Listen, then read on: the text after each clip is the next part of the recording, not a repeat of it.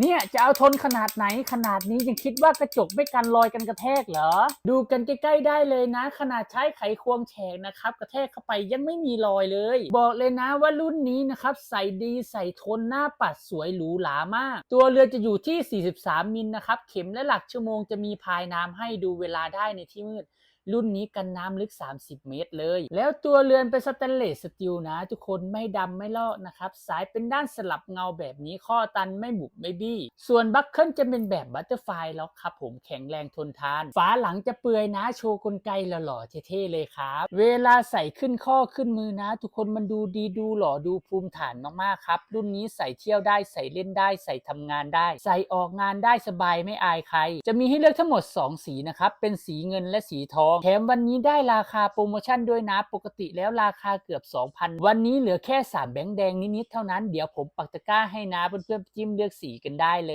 ย